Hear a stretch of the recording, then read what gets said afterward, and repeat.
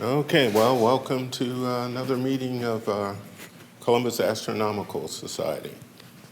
I'm Charles Fusco, new victim president here, and we're going to try to get things going here and hope we can educate you a little bit, help you out, get a few new converts to astronomy. So I guess we'll get the business part out of the way first off. Well, let's see. Have you got the treasurer's information yet? Pulled up real quick. Folks, in the latest episode of the Prime Focus, I believe the report for December was included. If you give me a minute or go to the next report, I can be ready after. Oh, okay.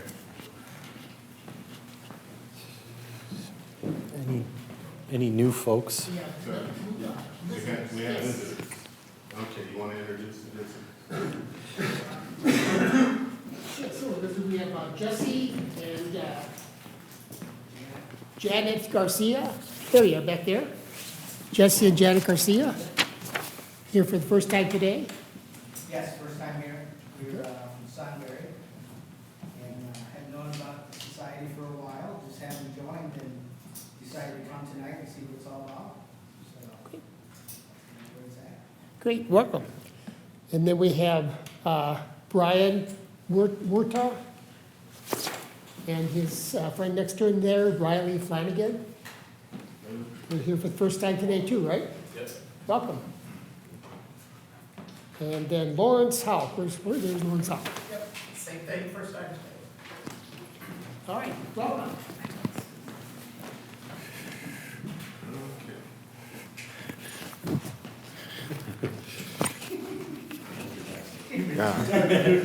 Yeah, right.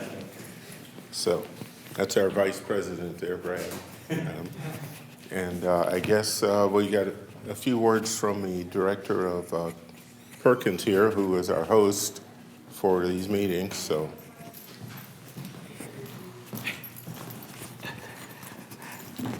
Hello, I'm Don Stevens. I'm the director of the observatory here, and just quick announcements. We're on hiatus from our public programs, but they will be resuming in February, the first weekend of February. They are on Friday nights. They start at 8 p.m. We do those programs clear or cloudy, rain, snow, or shine, unless it's like a level 3 or something, of course. And we always are happy to have folks come out and volunteer and help with those programs, help with the parking or point telescopes if it's clear. And you don't need to be an expert by any means. You know, if you can point the moon or Jupiter or Saturn or whatever. And we'll often pair you with someone who's more experienced as well to help you out, find things in the sky.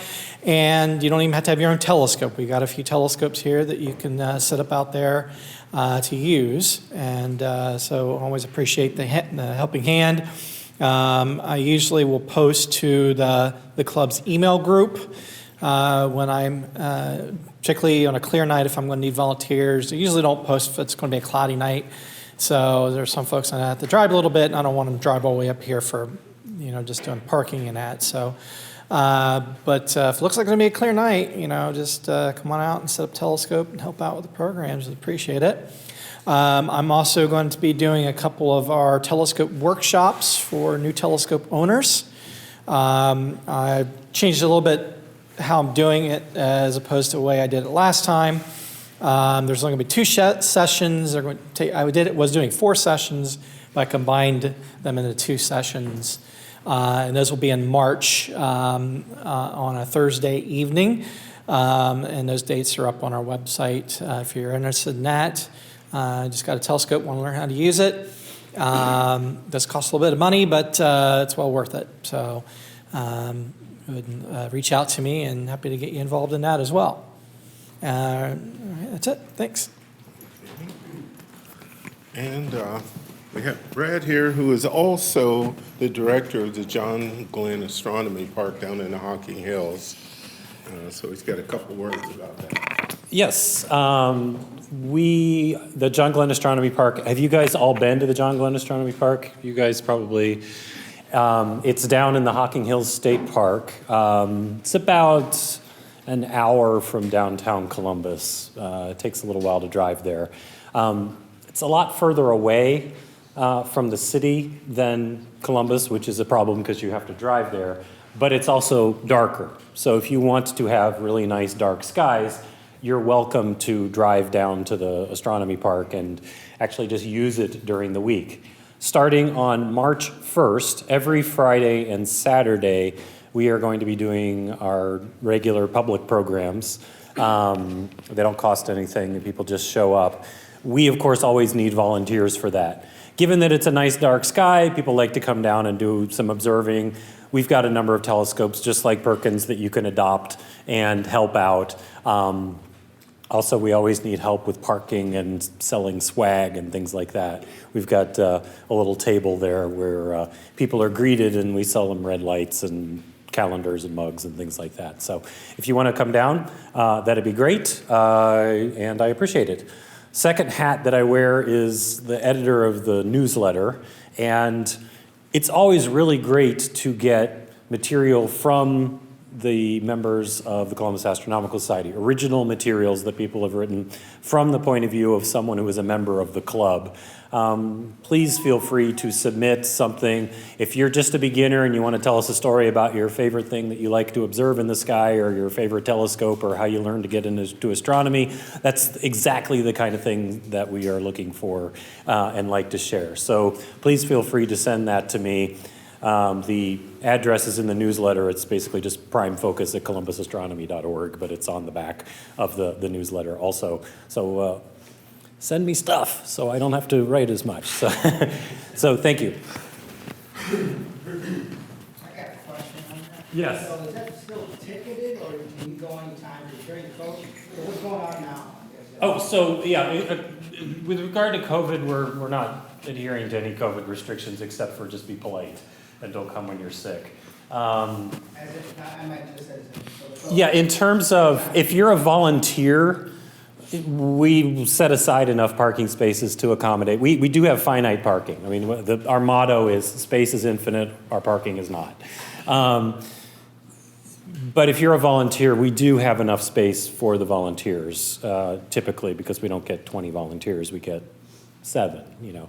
And, but we do have a ticketing system for the programs themselves. If you just want to attend as a visitor on Fridays and Saturdays, and it's at registration.jgap.org. That's on our website. If you just go to JGAP, John Glenn Astronomy Park, that's our acronym, .org, and set up. I haven't set up the parking for March yet, but I will in a couple weeks once it starts getting down. And there is no cost. You just have to affirm that you got a parking pass, and then we know that our parking area is not going to fill up. So that's it. Is that help? Okay. You ready? All right. So folks, for the treasurer's report for December, we started the month. For the treasurer's report for December, we started the month with $15,721.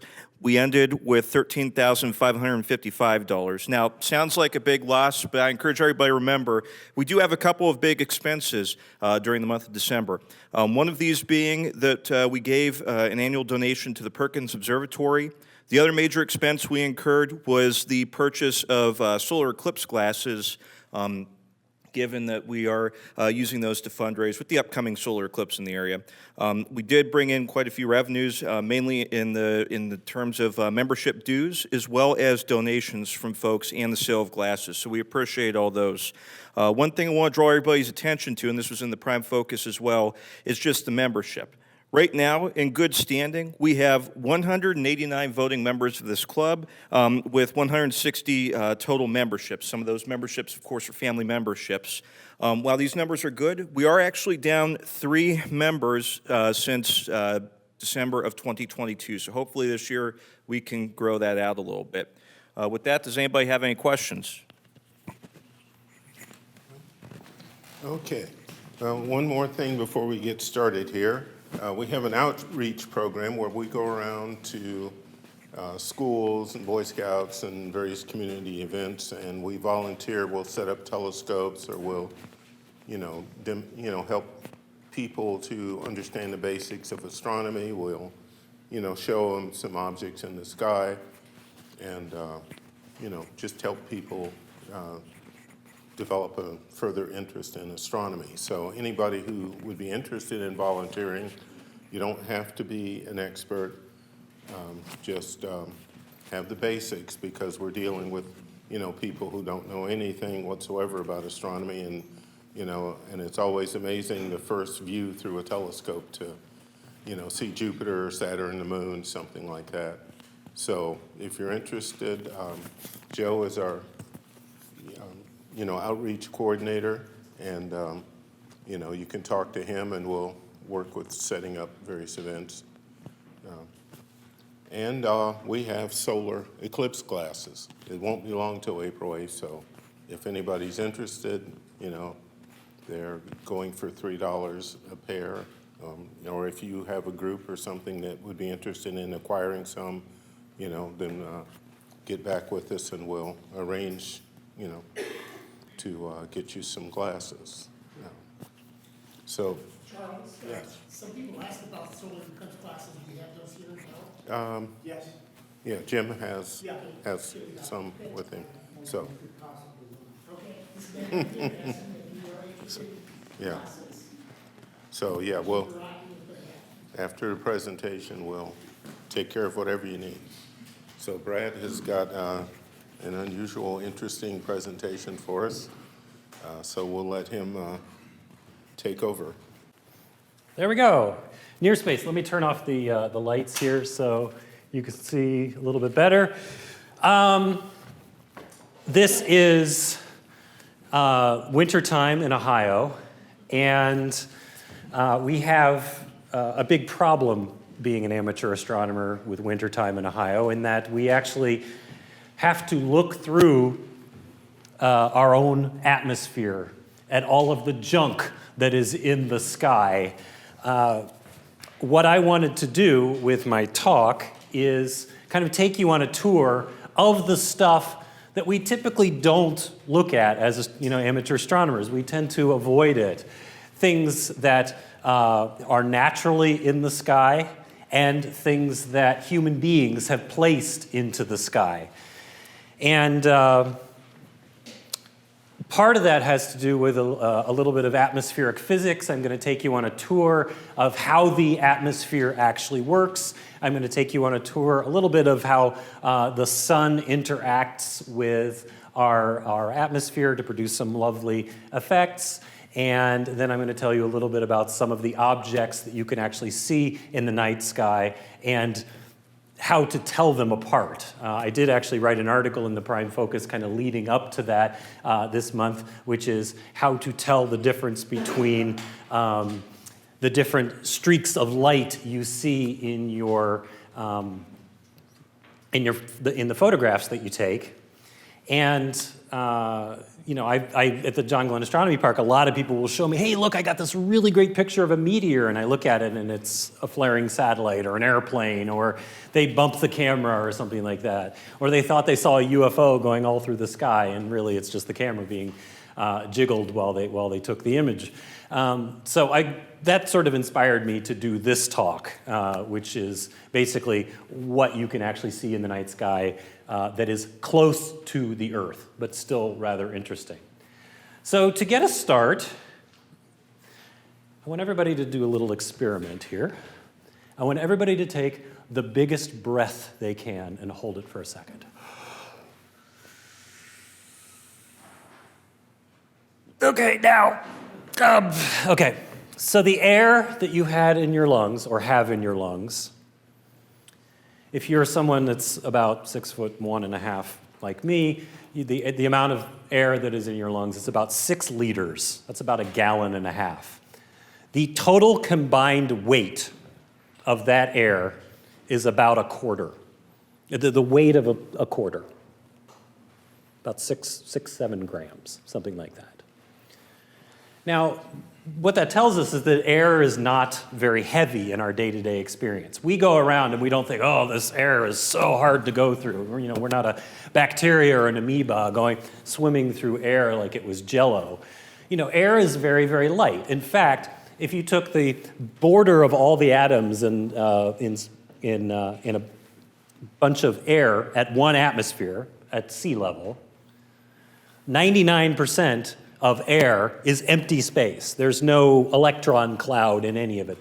The atoms of air are bouncing around every which way.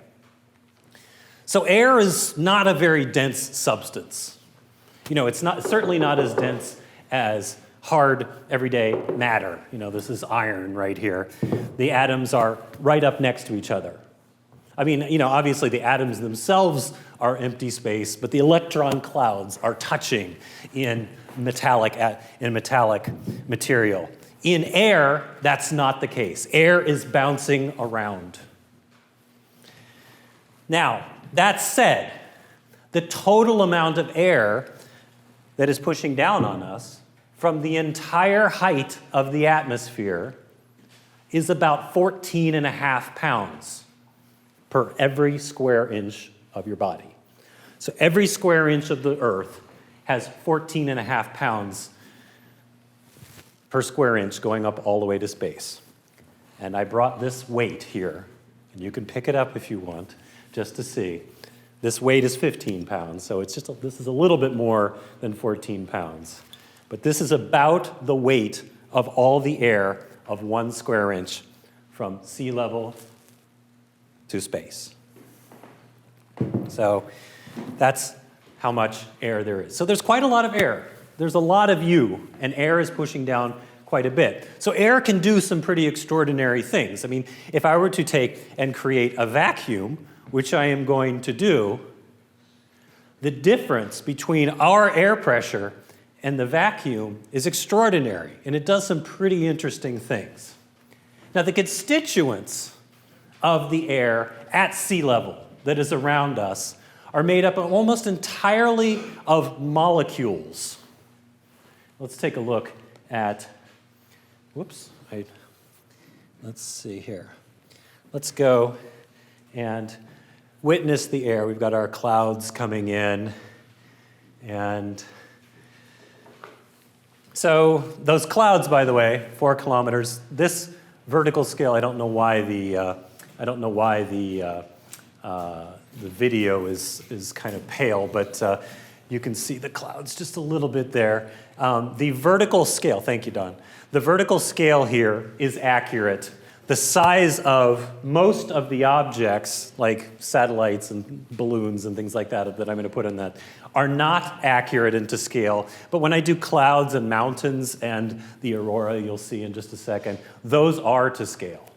So anything that's man-made is going to be not to scale. But the clouds in this little video are to scale. So, cumulus clouds. What people most often think of as a cloud go up about 2, maybe 3 kilometers from the ground. The puffy white clouds, the clouds that a little kid would draw. So let's go to the constituents of our atmosphere. Here at sea level, air is bouncing around every which way. It's hitting itself all the time. And so there's a lot of room for chemistry to go on. And because of that, most of the constituents of the atmosphere at sea level are molecular. They are, in fact, atoms stuck together, mostly neutral, things that are not actually going to react a lot. 78% of it is nitrogen, 21% of it, roughly, is oxygen, and that doesn't change very much. There used to be kind of this myth that, if you went inside of a city, the amount of oxygen would go down because of all the burning we're doing. The amount of oxygen from place to place varies extremely little. If you go into a very deep rainforest, you might get like 0.1% more oxygen because it's putting out a little bit more. But by and large, the atmosphere where we are is mixed very, very well. The remaining constituents of the atmosphere are some argon. Argon is an inert gas. It's kind of like Helium or neon, it doesn't actually do any chemistry, so it's not a molecule, but it also doesn't react. We've got, of course, the problematic carbon dioxide, and then we have neon, another inert gas. A little tiny bit of helium. Believe it or not, there is some helium down here that you are currently breathing in. It comes up mostly from the ground due to radioactivity. We've got krypton, which is another inert gas. All these inert gases are part of the atmosphere. Krypton is a very, very heavy gas. And methane, which is basically produced by life. You produce a little bit of it. I hope you don't produce too much of it in the next few minutes. By the way, methane does not have a smell. It is the other things that come with methane that have smell, such as hydrogen sulfide and things like that. But when methane is being produced, it typically comes with other things which we find disagreeable. Finally, there's a little bit of hydrogen. Now, you'd think that hydrogen, being the most common element in the universe, would in fact be really, really common. But unfortunately, hydrogen is also very, very light, and it tends to move around a lot more and fly out of the atmosphere because of the high velocity of the atoms at normal room temperature. So hydrogen is actually leached out of the Earth's atmosphere, and most of the hydrogen that we have is not the primordial hydrogen that Earth was born with. It's hydrogen that was a result of chemistry that's going on in the Earth. But so the point of this that I'm making is that the chemistry of the ground has a certain characteristic, and that's very important when we get up a little bit higher and we actually start looking at other things that higher up in the atmosphere. One of the important characteristics of the air at sea level is that it in fact bounces off of each other a lot, and that is why these things are chemical constituents. In fact, it has the average molecule of air bounces off another molecule of air about 1 billion times a second. It's going all around like this.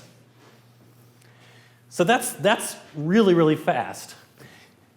Astronomers or physicists call the distance that an air molecule gets to go before it hits another air molecule, they call it the mean free path.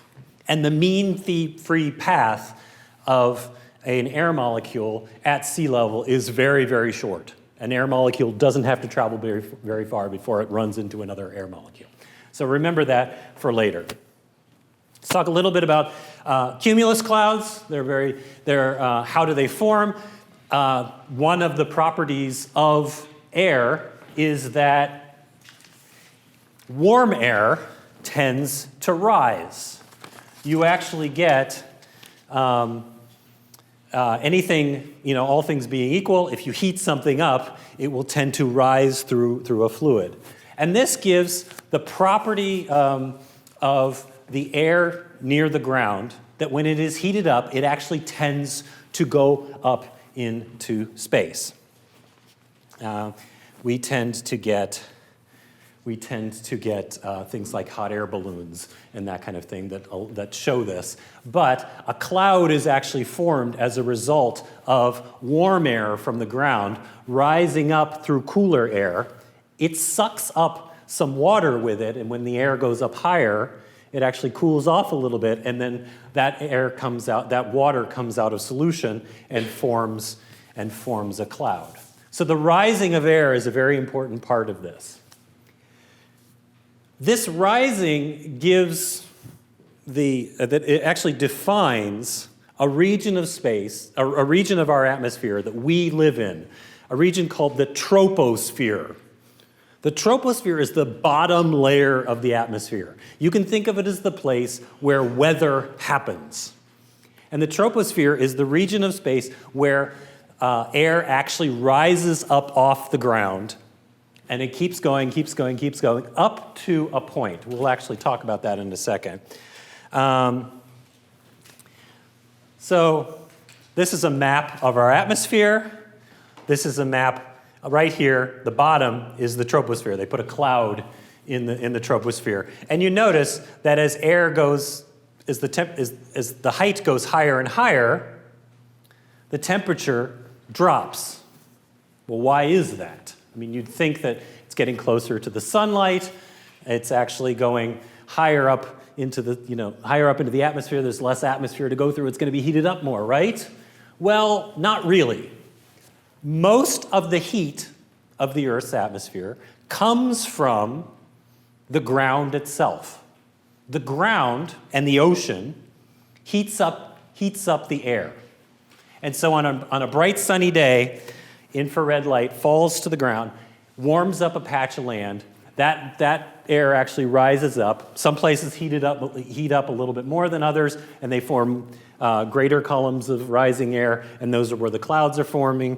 And some places do it less. Those are where clouds are not forming, and that kind of thing. So anything, when you're close to the ground, you're actually going to be receiving the heat from the ground. And that actually heats it up.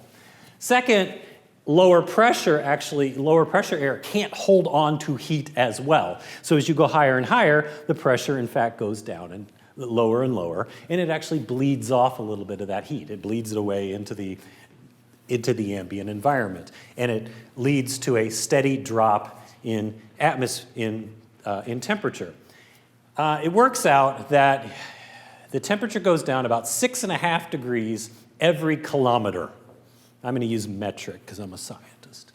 But that, for those of us who speak American, that is about every 1,000 feet, that's 3.5 degrees Fahrenheit. So if you go up 1,000 feet on a mountain, it'll be 3.5 degrees cooler. I was in Portugal recently, and there was a bunch of really nice super mega mansions built on top of a 3,500-foot mountain in the middle of the Lisbon region. And the reason why people did that is because Lisbon is a really hot city, and when you're 3,500 feet, 3 times, that's about 10 degrees cooler. And so it's a nice place to go in the summertime. Another thing to think about with respect to the atmosphere is, of course, the pressure. Just to let you know, the way astronomers or meteorologists measure pressure of the atmosphere is at 1 sea level, the average mean pressure is 1 atmosphere. And that's how I'm going to say it. They used to measure it with a mercury barometer like this. The mercury was the atmospheric pressure was tall enough to hold a certain column of very heavy liquid mercury, and above that would be a little bit of vacuum. And as you went higher and higher, the mercury would sag down, and you'd get a shorter column of mercury rising up. The full length of the bar of mercury was called 1 bar. If you were down at sea level, you had 1 bar. And if you went up so that it was half that height, it would be ½ bar. And then you go down, and it would be lower. So you measure pressure of the atmosphere in terms of bars, or just atmosphere, how much pressure compared to the atmosphere. Right now, we are experiencing just a tiny bit less than 1 atmosphere, because we're not at sea level. We're about 900 feet above sea level here, 300 meters above sea level here at Perkins. Another thing that helps out with atmosphere in terms of forming clouds is nucleation. This is a very important phenomenon in the troposphere. Clouds are little droplets of water vapor, and little droplets of water vapor tend to form better when they've got something to grab onto. So you guys have probably done or seen the Diet Coke and Mentos experiment. Has anybody done that? So when you open a bottle of Diet Coke, a 2-liter bottle of Diet Coke, some of the carbon dioxide in the liquid Coke comes out of solution. You get a little bit of bubbles. But if you drop a Mento into the Coke, that Mento has a lot of little sharp ridges and things like that. And it turns out that a Mento is absolutely perfect for causing the carbon dioxide in the solution of the Coke to come out of solution really quickly. That is nucleation. That's what that's called. So that's nucleation. So if you have stuff in the atmosphere like dust and dirt and pollution and Bacteria is a common one. There's actually bacteria that float way up high in the atmosphere. That helps clouds form. If you don't, then clouds have a much harder time forming. And that comes into play really importantly when you've got when you get higher and higher into the atmosphere. So, this is a demonstration of what happens when you go up in altitude. Here's a volcano in Japan, and as you go up the mountain, you get to a certain point where the temperature is low enough that snow caps can form. This is why you get snow caps on tops of mountains, because as you get higher and higher in the atmosphere, it cools down. So, now that's generally the case, that the temperature drops as you go up. But occasionally you'll get something else. You'll get, and this is very important for amateur astronomers who like to go out and look at the night sky.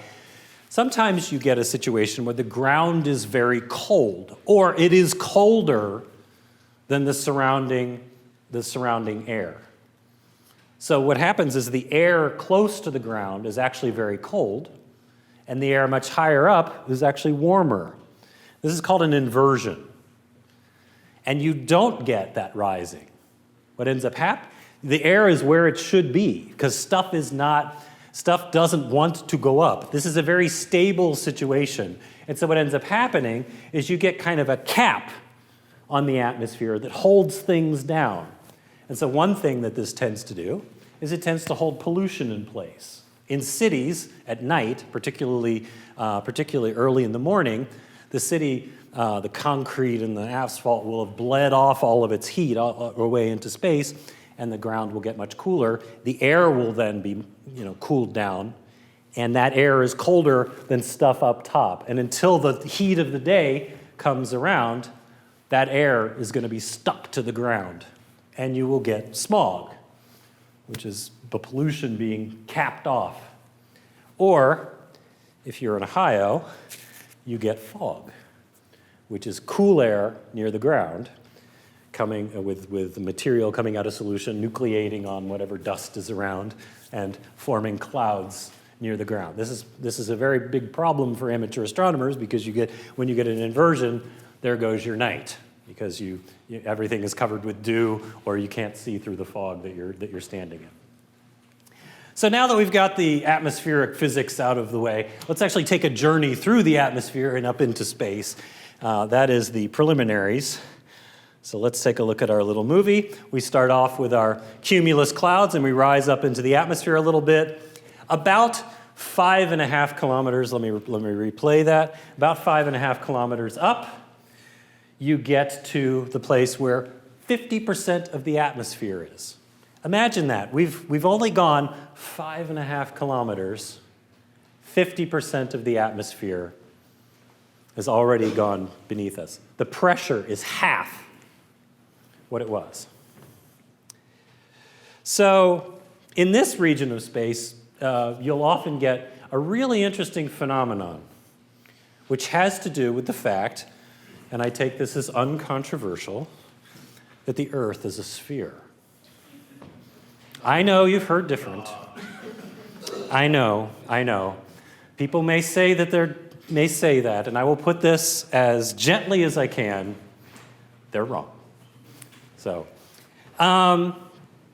you will get interesting phenomena up at this point, about 5 miles up, where you can actually see some really interesting atmospheric effect. Here is a very tall cumulus cloud on its way to becoming a cumulonimbus cloud. It's a little hard to see because of the projector, but the bottom of this cloud is a lot darker than the top of this cloud. Why? Because the bottom of this cloud is being shaded by the Earth itself. It is not seeing the sun. For its point of view, the sun has not set. But the top of the cloud is still seeing the sun. So if someone is in an airplane or a balloon up here, the sun hasn't set. For someone down here, the sun has set. And this is going to be the one area where I'm going to do a little math. So one of the things that those people that tell you that maybe the Earth is not a sphere would say, and they would point out quite rightly, that cameras will, if you take a picture of the Earth from the ground, cameras from the ground will take a very nicely curved image of the Earth, taken from, 3 feet above the ground. This is a lovely ice field in Lake Superior. I thought it was a very pretty picture this is taken with a fisheye lens. So you can fake the curvature of the Earth with a camera. But that's not I wanted to distinguish what people mostly think of when they think of a curvature of the Earth with what it really means. So in this photograph, clearly the Earth looks curved. It's because it's taken with a wide angle, lens, tilted a little bit, and you've got this interesting arch due to the optics of the lens. That's not what I or people or astronomers mean when they mean the curvature of the Earth. What they mean is the apparent size of the Earth from a certain altitude. So if you're standing on the ground, if you're right on the ground and Earth is a perfect sphere, 180 degrees is how much the horizon takes up. The bottom half, the Earth, actually takes up 180 degrees. You go up a little bit, and because you're a little bit further away from the Earth, it actually looks a little bit smaller. And as you go higher and higher, the Earth looks smaller and smaller. And then you finally get to the moon, and the Earth's that big in the sky. So it is the size of the horizon that defines the curvature of the Earth. It's how big the horizon is from side to side. So if you're flying in an airplane, the horizon is going to be a little bit lower. So we can do a little bit of math here. The only thing you need to do is use the arc cosine. Basically, it's this whole formula right here. This is the height above sea level, the height above the thing that you're measuring. A is the angle from exactly horizontal that the horizon of the Earth will appear. And the higher you go, the further down the larger that angle is going to get.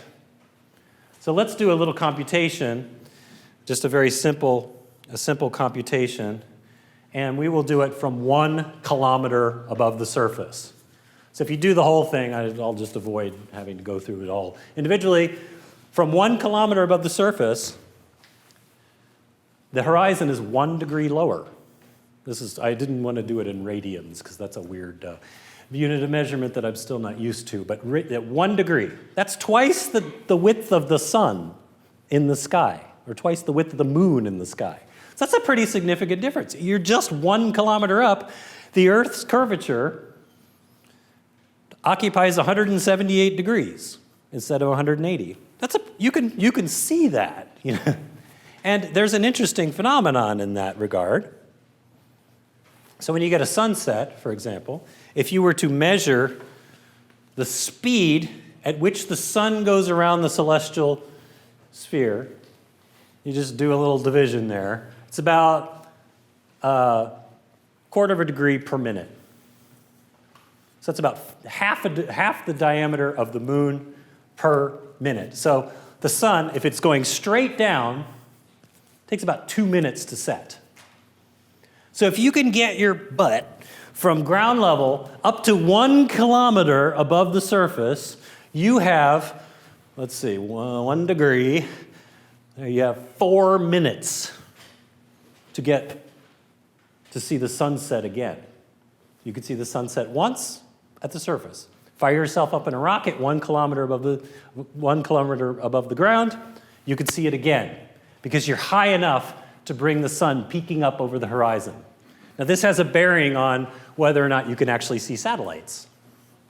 Thanks, Joe.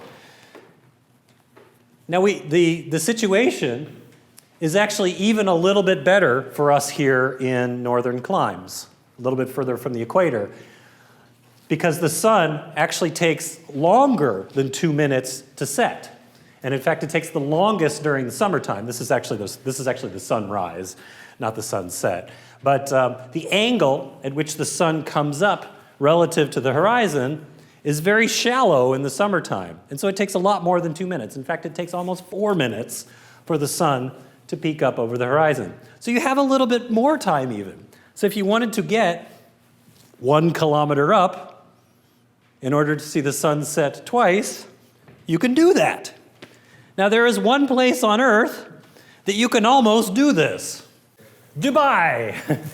In fact, people have done this, and there's a few YouTube videos of people doing it. They don't ever show the actual video, which is kind of disappointing. They just show people holding up their cell phones and admiring it. So I didn't show it here, but this is a common thing for people to do. You actually go, and there's a beautiful desert out to the west of you, and the air is usually pretty clear. You watch the sunset, you jump on the elevator, you go up 843 meters to the observation deck on the Burj Dubai, and then you watch the sunset all over again, because it only takes about 1.5 minutes to get to the top. Your ears pop while you do it. But this is something that you can actually do. The top of the Burj Dubai, which is 1,800, it's not quite a kilometer.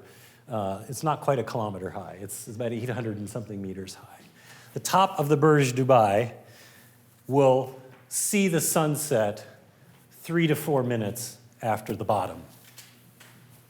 So anything that's 3 to 4 minutes, anything that's that high up off the ground will actually be illuminated. So when you see clouds like this, you're actually seeing that effect. The atmosphere, the sun is still above the horizon for the things up there. And you can actually see airplanes and things like that for a much longer period of time. So let's go over some of those objects. And then obviously, the biggest extreme example of this is if you go out into space and the angle that the Earth is taking up is very small. Here's a picture from Apollo 17. You've probably seen it. In this particular picture, the Earth was about 10 degrees across. So let's go up a little bit higher. We start with at 50% of the atmosphere, just a tad less than 6 kilometers above, or a tad less than 6 kilometers above the surface of the Earth. And we will go higher up, and we will reach the lowest point where most airliners fly. And let me pause that here. I don't know why my pictures are doing that here. Let's see. And we will get to, there we go. We will get to Earth's highest mountain, or at least highest in terms of height above sea level, Mount Everest. I spelled it wrong. I just noticed that, which is 8.8 kilometers above the surface. It's Everest. And the lowest commercial airliners tend to fly a little bit lower than the summit of Mount Everest. I mean, if you're going from Columbus to Chicago, you're probably not going to go more than 25,000 feet above sea level because it just takes a little while for them to get up. Now, why do airliners go higher than this? Well, there's a bit of an issue, is that we are still in the troposphere. And what happens in the troposphere, as I told you before, is that we have weather, the air is rising up, and you get these columns of air going up into the sky, and that causes turbulence. Turbulence is actually the result of the fact that we are still in the troposphere. We're still in the place where air has the ability to go higher and higher because it's warmer than the air around it. It's warmer than the air that is in place. Airplanes are one of the things that you can actually see. This is just an example. If you happen to be astronomically interested in what airplanes look like, this is what airplanes look like. The most distinguishing characteristic of an airplane in a photograph is the fact that you get repeating little blinking lights, but you also get red lines and green lines in them. The red lines are on one side of the airplane, the green lines are on the other side of the airplane. This is something that you don't get with a meteor. You don't get two lines going side by side. You don't get the repeating lines. And sometimes with an airplane, if they have their landing lights on, you'll get a big, very bright line with some repeating structures on it. So that's a way to tell that it's an airplane. These are what airplanes look like in photographs. Mount Everest itself is actually a very interesting place. It's kind of a test case for human endurance. Now remember, we are higher than that point that was 50% of the atmosphere. We're in fact up to 38, 39% of the atmosphere at this point. Well, when you have 38 or 39% of the atmosphere, that's 38 or 39% of the oxygen. You're breathing, with each breath that you take in, you are taking in a lot less of the life-sustaining chemistry that you need. And so people that go to the top of Mount Everest, typically, if they're not crazy, wear respirators to get to the top. And in fact, it's so dangerous to go up there that they call it the death zone. Literally, it's the place where if you took off your mask and you waited around a little bit, you would just slowly die. I mean, there isn't enough air up there. No, and in fact, it's actually thought that a human being, even the most well-trained, or the people that live in Nepal or Tibet that actually live at altitude, that even those people cannot spend all of their time above about 19,000 feet. That's about how high human beings can have the oxygen carrying capacity to get them enough oxygen to actually survive and not just slowly die as a result of not having enough oxygen to breathe. So 19,000 feet is about the cap for normal human life. So let's go a little bit higher. Start off at Mount Everest, and we will take a journey up here, up to a very interesting, okay, so here we are, and you just saw a little airplane go by. Why is that little airplane going by? Well, the reason why that little airplane is going by is because we have just crossed a very important place. It is called the tropopause. Pause basically means stop. This is the top of the troposphere. This is the top of the place, the structure of the atmosphere that we live in. So what's happening at this place is we've actually reached a point where the temperature of the atmosphere stops going down with altitude. And when that happens, air can no longer, as a result of being warmer, rise. It actually reaches a ceiling. In fact, you get a ceiling on the atmosphere. And the air comes screeching to a stop. And then it starts to spread out. So if air reaches this point, it will spread out. Now, the height of the troposphere depends on a number of different things. First of all, it depends on the actual temperature of the air on the ground. So in the tropics, where the air is actually warmer, the total volume of air going up is a lot greater. The intensity of the rising is much higher, and so the troposphere is a little bit higher in those areas. I have a little graph like this. So in the equatorial regions, the troposphere is a lot higher, and in the polar regions, where the ground is actually cooler and there's not as much heat rising up, the troposphere is not pushed up as much as high. Another thing that actually causes the troposphere to go up are extremely intense weather, such as thunderstorms and such, cumulonimbus clouds, which have an extremely strong air current rising, and they actually overshoot a little bit the troposphere, and they bring up the top of the troposphere a little bit. And so thunderstorms can go above the normal nominal top of the troposphere for our region when they occur.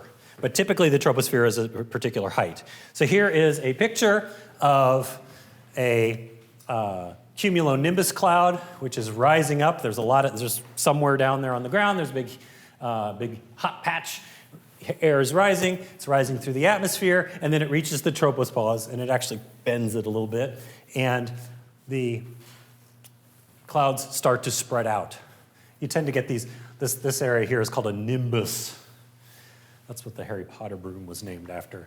And these things spread out a little bit across the across the atmosphere. Sometimes you get really interesting effects on the leading edge. You get these things that nimbus cloud will come, and then it'll start to cool off, and the air will fall down, and you get these things called mammatus clouds, which drop down, and they make these weird bulbous shapes. It's very interesting.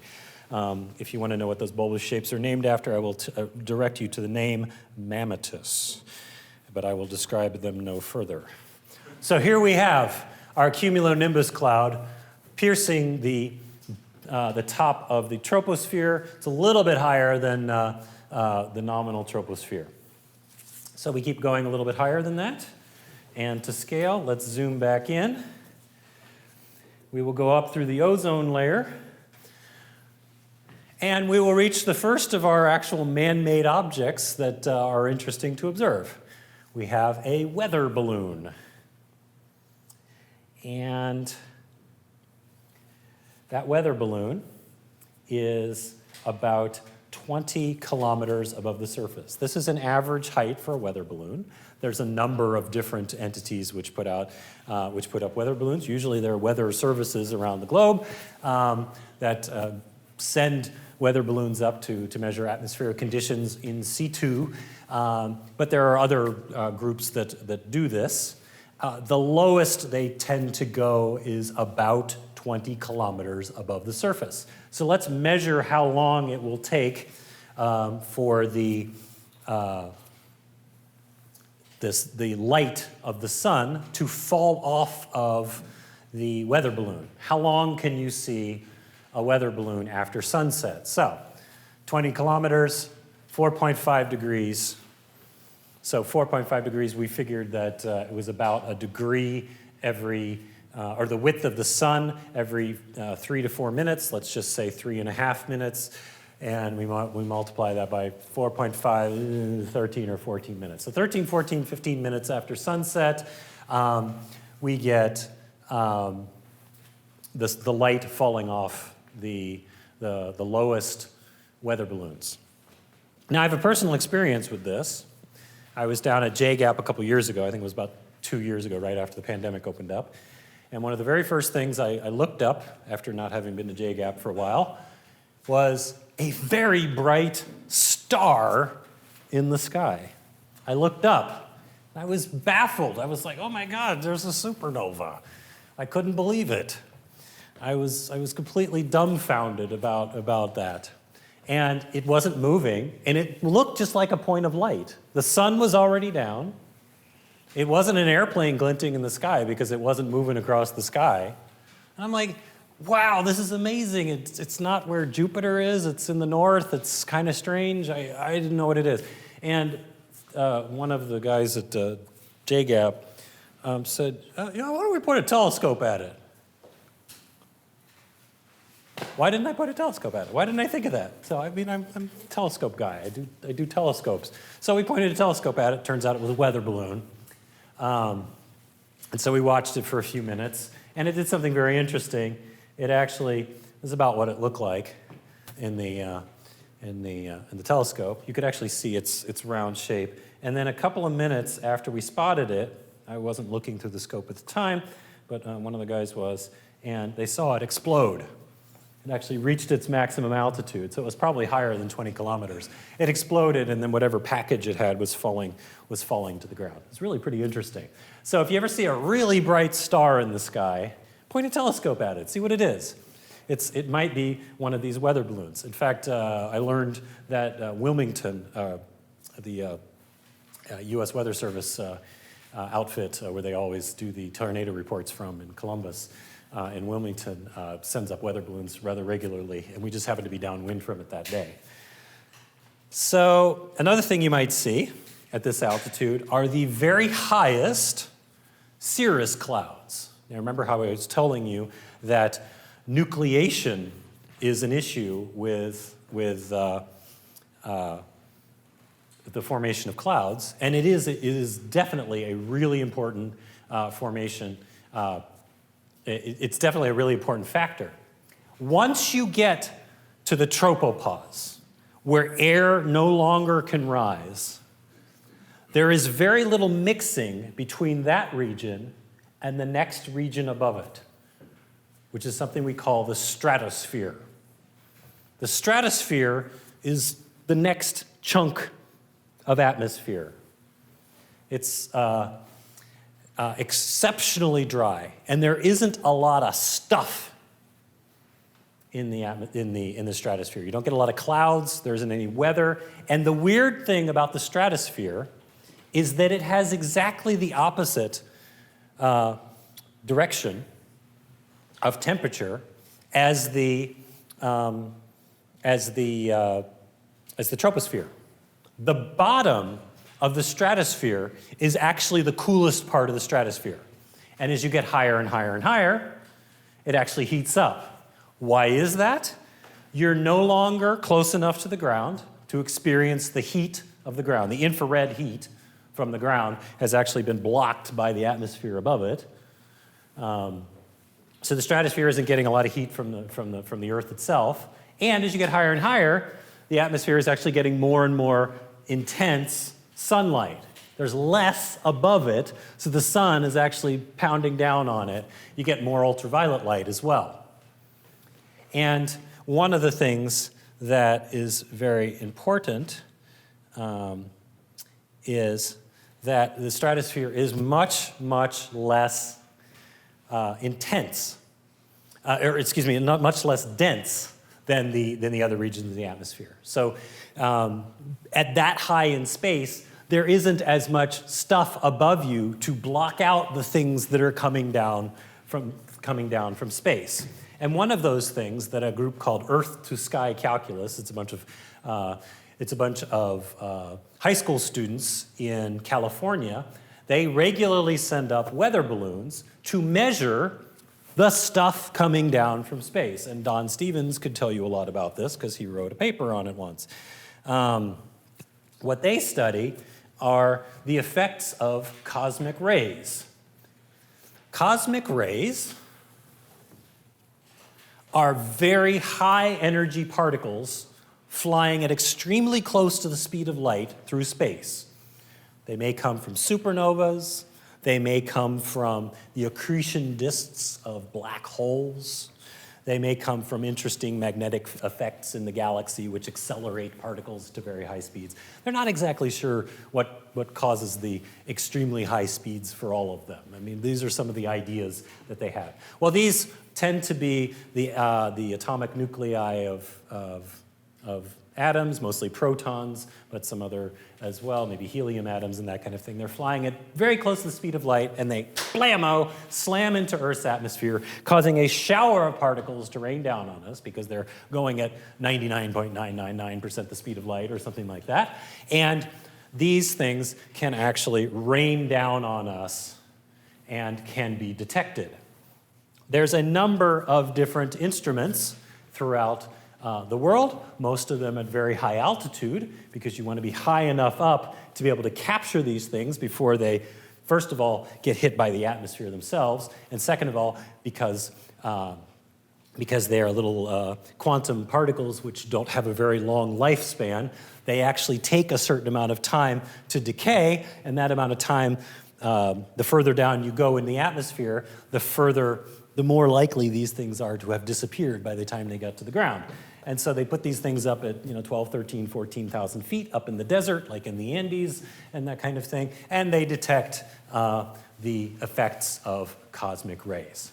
Now they actually produce, and there is some report that human beings, if they're looking at the right place at the right time, can actually see this. Now it would be extremely difficult to see it. They actually produce a little bit of a visual point of light in the sky from something called Cherenkov radiation, which is when a particle is moving faster than the speed of light in the medium in which it's going. So if you send something faster than the speed of light through air, it will actually form a little glow behind it.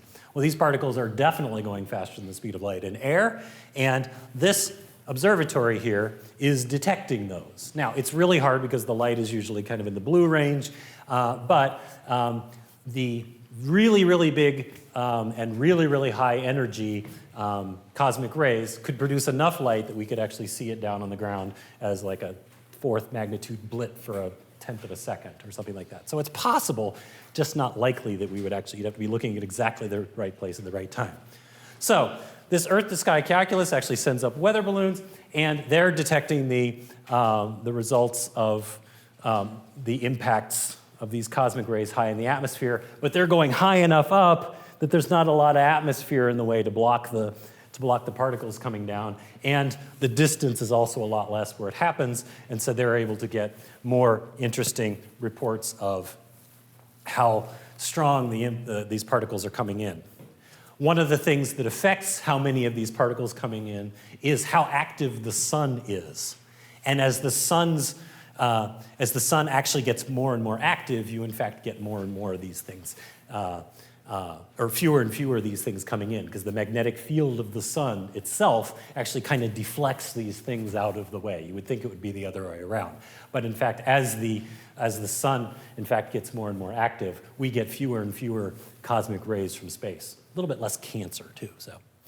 And another thing they do is they actually sell merch. They send up on the balloon, when the balloon goes up to, up to the edge of space, they take a picture of some little merch, and this is a little thing they're selling for like $100 to help pay for the weather balloons. So I kind of thought it was cool. So another thing in this region, as you saw as we went up, is the ozone layer. So what's going on with the ozone layer? Well, back in the early 20th century, when people first began to look at the sun, the light from the sun in a great amount of detail, they actually noticed that there was something a little odd. They knew what the temperature of the surface of the sun ought to be. It ought to be about 5,250 Celsius, about, let's see, that's 5,520 Kelvin. That's typically what they measure it in terms of, but this graph doesn't do that. If you heat up an object, it will produce light. Everything produces light. You guys produce light sitting here. The problem is most of the light is in the infrared. The more you heat up an object, the more intense that light gets, and the higher frequencies that light gets. And the frequencies of light that a heated object produce follows a spectrum. They call it a black body spectrum. And it goes up to a certain point, makes a very steep drop off, and then it drops off very, very slowly toward the infrared. Well, if you took something that was 5,250 degrees Celsius and you heated it up, it would produce a certain amount of ultraviolet light. And in fact, quite a bit in the UVA and UVB region. But if you measure from the ground how much ultraviolet light there is in that region of the spectrum, there's a sharp drop-off at that point. We're not getting all of the ultraviolet light that the sun produces. And in fact, if you go up into space and you shine a light on the sun, you see the black body curve look a lot more like a black body curve. But what we see from the ground is more this, the yellow thing. This is what ideally the sun should produce. In fact, this is what you get when you're in space. And this red part is what you get near the ground. Now there's some cutouts here when water tends to block out, carbon dioxide tends to block out a little bit. Water is a very strong greenhouse gas. But on this end right here, all this region right here, the ultraviolet light is getting blocked off. And they wondered, what the heck was that? Well, it turns out, and they know this from weather balloon studies, that one particular molecule does a very good job of blocking ultraviolet light, and that happens to be ozone. And we are actually getting up into space, and we're getting into a region where the sunlight is intense enough that it can, in fact, break up those oxygen molecules. O2, oxygen is two oxygens stuck together. It breaks up oxygen into its constituent atoms. So you get oxygen without a pair, without a companion floating around up in the upper atmosphere. Sometimes one of those oxygen atoms will stick to an oxygen molecule. an O2 molecule, and you'll get an O3 molecule. That is ozone. And ozone has a really good UV blocking capacity. And in fact, if you were to take all the ozone in the atmosphere and you were to boil it down to 1 atmosphere of pressure, you'd get about 3 millimeters of ozone in the entire atmosphere. That 3 millimeters is what's keeping life on Earth from, getting skin cancer and dying, basically. That's how much ozone there is. So this is a very fragile region of the atmosphere. It's a good thing that human beings actually manage to protect it, because that's not a lot of stuff floating up there.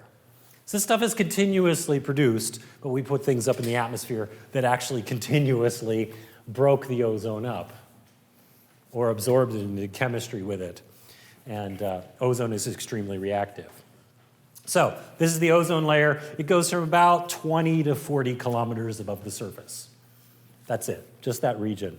3 millimeters of ozone, not a lot. So let's go a little bit higher. So we're in the middle of the ozone layer, starting around 18 to 20 kilometers. We're going to fly upward. Oops, let's see. And now this, I just wanted to this is kind of a cool region of space. Let me play that again here. Oops, hold on. There we go. This is just kind of fun. This is the highest balloon that anybody ever jumped from, that anybody ever parachuted from, 37.6. Anybody know who that is? Okay. Yeah, that guy. Yeah, that guy. It wasn't the Red Bull guy, believe it or not. It was a guy after the Red Bull guy who did it without much fanfare. His name is Alan Eustace. He did it in 2014. The Red Bull guy did it in, I think, 2011 or 2012. And he didn't do it with a lot of fanfare. He did it with NASA help and that kind of thing. And went from 36.7 kilometers. I will show you a picture of his balloon here. Oops. Here. There's his balloon. He's hanging from the bottom of the balloon. He didn't even have a little capsule to get out of. He just kind of released a little clamp and fell, in a spacesuit. This is near the ground. Now, as you go up, that balloon gets bigger and bigger. Interestingly, they don't use helium for these balloons. They use hydrogen, and hydrogen is easier to get. It's cheaper. It's also extremely flammable.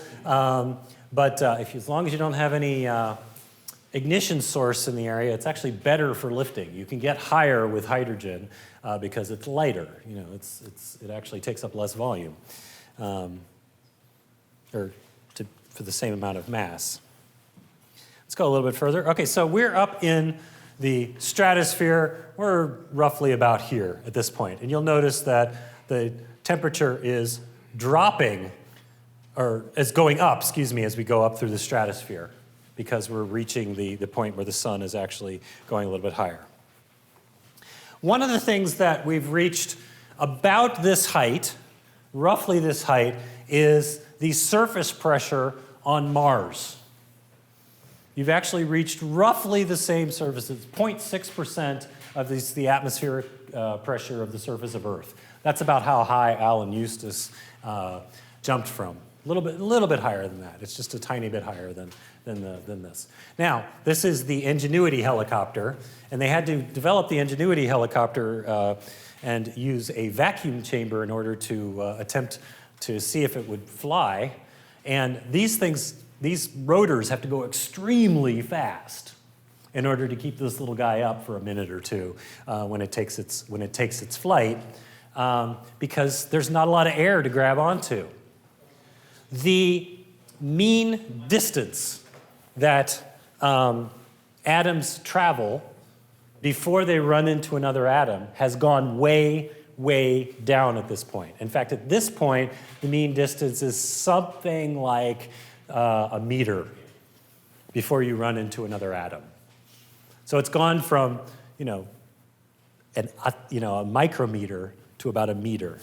So atoms are not running into each other as much up at this altitude.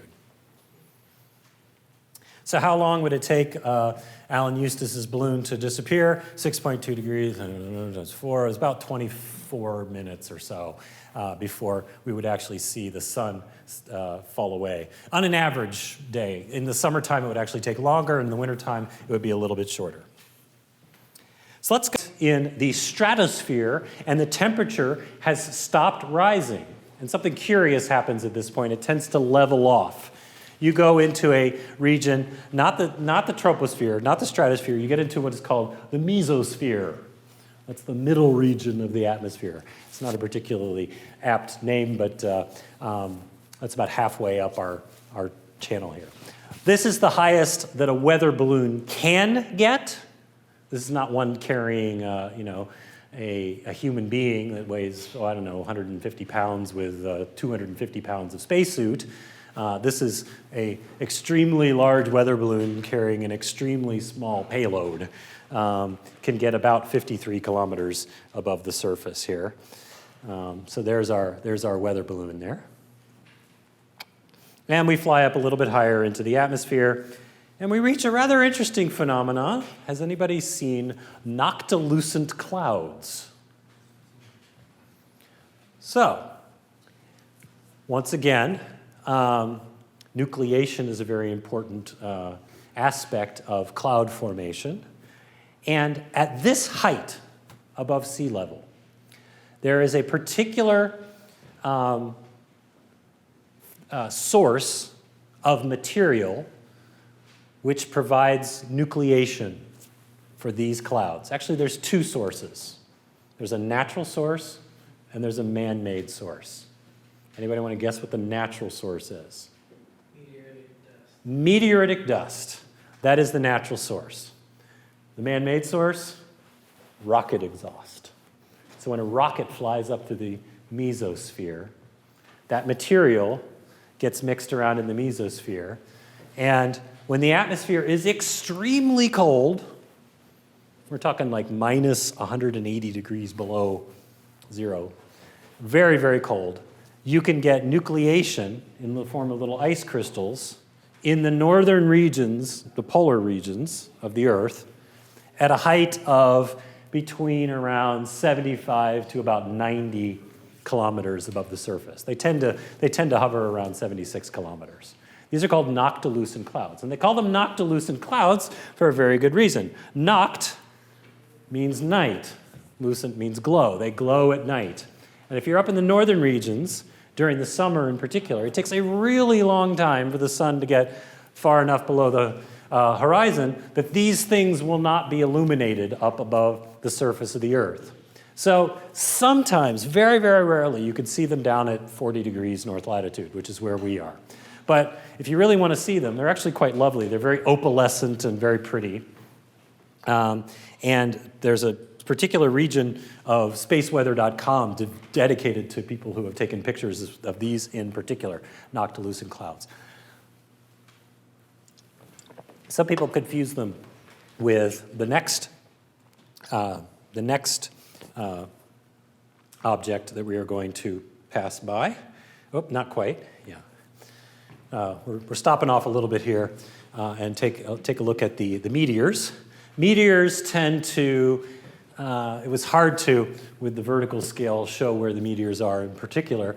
Meteors tend to go from around 90 kilometers down to about 60 kilometers above the surface, tending to be more common up in the upper portion of that, around the mesopause. So if you want to know where the mesopause, and we get up into the next region of the atmosphere called the thermosphere, which is up above the mesosphere. When you get to the mesopause, if you want to know where that is, take a look at the Perseid meteor shower. The Perseid meteors tend to be burning up right around the region of the mesopause. So let's see here. So let's take a look at some meteors just for a second. One of the cool things that people often overlook with respect to meteors is that they aren't just white. You know, when you look at them with your human eye, they look like an opalescent white color, usually, unless you've seen a very, very bright one. But if you photograph them, you take the photograph and you process it when you get home and bring it on your computer, you'll notice that there's often a lot of color to them. And in fact, Mark Peter has taken a number of pictures that have shown the color of the meteors really, really well. And what you tend to get with a meteor is high up, you tend to get a lot of green, and low down, you tend to get kind of a yellowish, golden, or maybe a little bit of red. So what's going on is at the top of the atmosphere, when higher up in the atmosphere, as these things go plowing into the atmosphere, these little tiny particles, which I'll show you a picture of, here's one, slam into the atmosphere at 20, 30, 40, 50 miles per second, 100 kilometers per second, some ridiculously high speed. They actually compress a tube of atmosphere. They take this much atmosphere and they squish it down very, very tight. They ram pressure a little tiny bit of atmosphere. And that takes a region of atmosphere that is very low in temperature and makes it really hot. So hot that it in fact ionizes the air around it. It actually causes the air to lose electrons as a result of that little bit of heat. Most of the light that you see is not literally the meteor burning up. The meteor is not burning. You're not seeing the surface of the meteor for the most part. You're seeing the effect of that meteor on the Earth's atmosphere. And that's why you get that green glow. So higher up, you're getting oxygen that is being energized, and that leaves a little green trail. The oxygen energized tends to leave a little green trail. Lower down, you get a little bit of nitrogen that is actually being heated up, and that leaves a little bit of a reddish, yellowish trail. And so that's why you get this interesting gradient here. It's a little hard to see. This is a bit redder than up here. So here's a piece of cosmic space dust. Now this is probably a little bit smaller than the visible ones that you see. However, this type of thing is constantly falling into Earth's atmosphere all the time. And in fact, there are far more meteors that you can't see than you can. They're just too faint. You can't actually see them. You could perhaps photograph them. But most meteors are invisible. The ones that we can actually see are significantly larger. The problem is going out and getting these little pieces of space dust before they burn up. I mean, who's going to go out and go, oh, there's one. It's about to hit the Earth. I'll pluck it and put it in a lab. Can't do that. You know, we've run a couple of satellites through the tails of comets to pick up dust and that kind of thing. There was a comet mission called Stardust a few years ago that picked up the stuff. That stuff is orbiting around the inner solar system, and the Earth tends to plow through it. Here, you can actually see it from very, very dark skies. I don't know if there's dark enough skies in Ohio these days for the most part to see it, but roughly along the plane of the solar system is what is called zodiacal light. And zodiacal light is just the light from the sun reflecting off of quadrillions of innumerable little pieces of space dandruff floating around the inner solar system that Earth occasionally slams into and produces meteorites. It's been estimated, NASA estimated that it was about 5,200 tons of this stuff falling to the Earth each year. So, just a couple pictures of meteors. You notice they tend to, when you get a meteor shower, they tend to come from a certain part of the sky. This was the Herculids. I took it from up north of here. Here's one from space. You can actually see that it's coming down through the atmosphere. You can get kind of a three-dimensional effect. Really interesting way of getting a three-dimensional effect of meteorites is to get with a friend and go about 10 miles apart, take pictures of the same region of the sky, and then compare your pictures. And occasionally you'll both get the same meteor in the same image, and you'll be able to do a kind of what was the little click? Yeah, there you go. Stereogram. You know, what was the red plastic one that you used to? I forgot.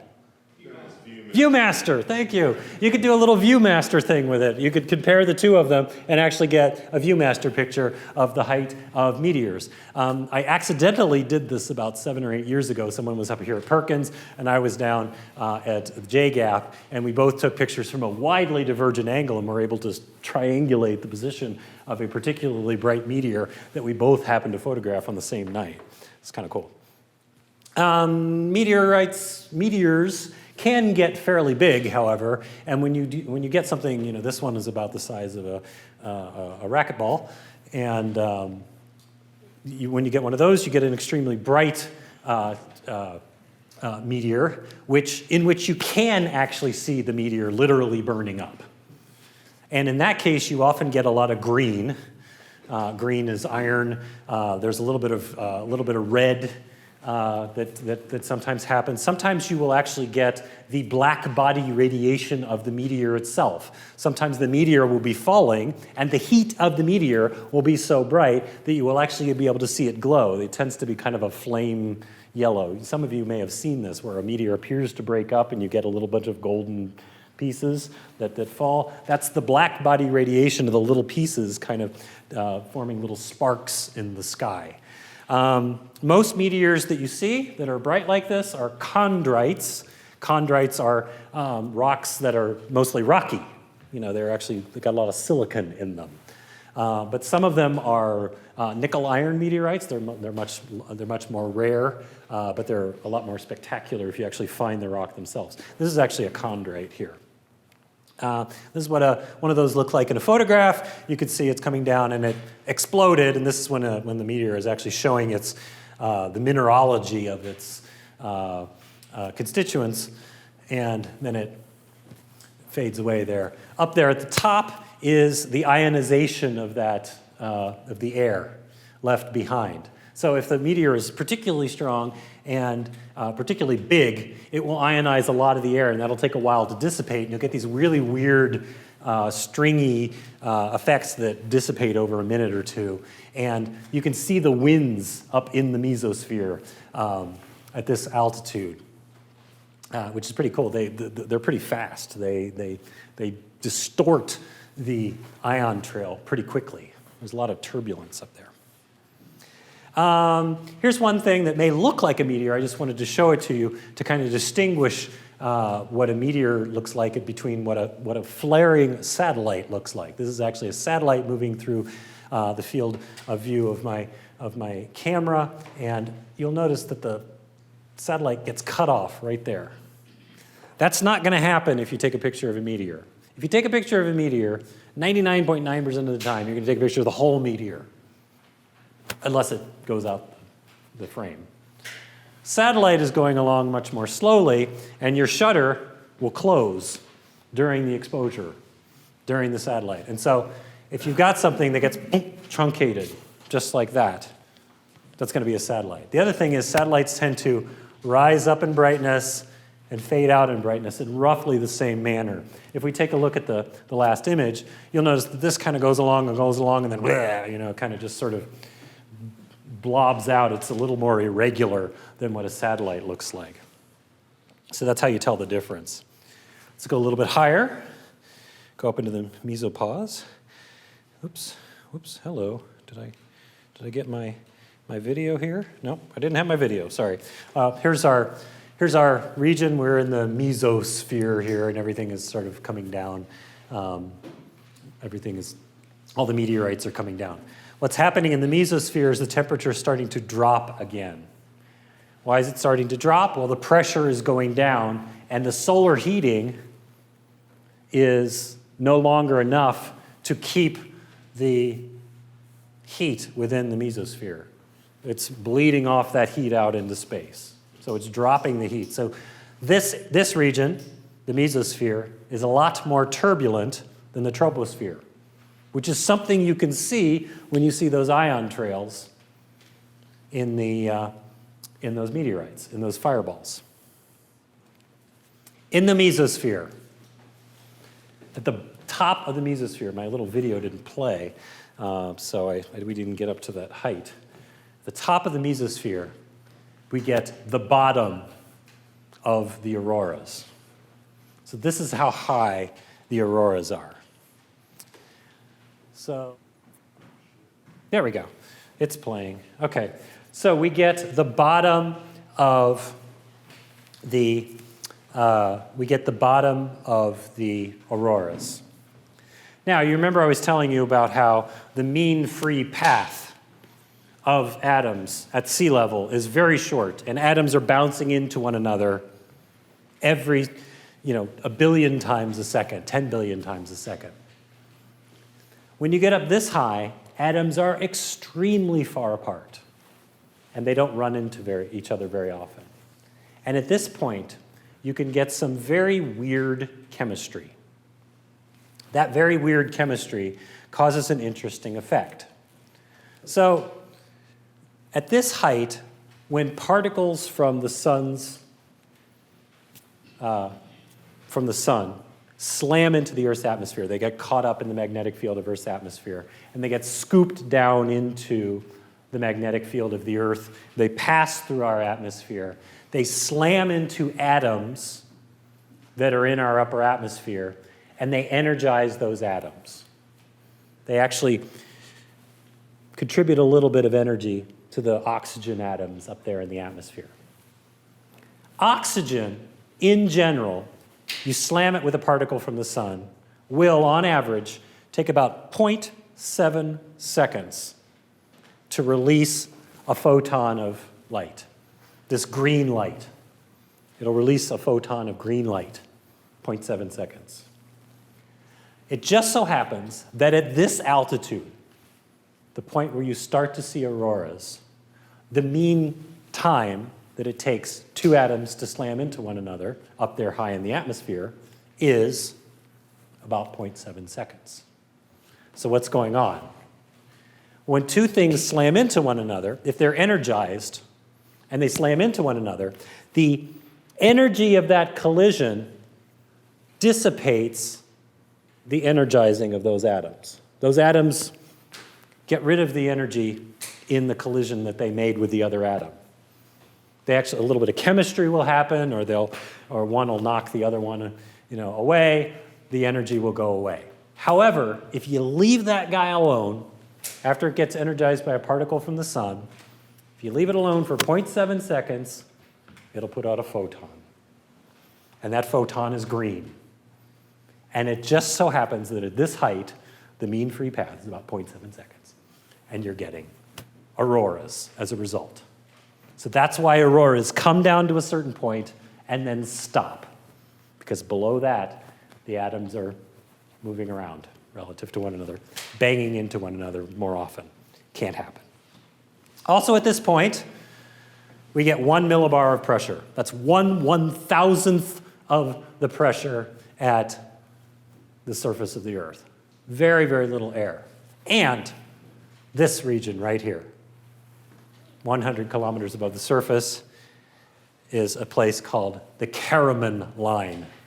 Anybody know what the Karaman line is supposed to be? Yes. It's sort of like you're really a sailor if you cross the equator.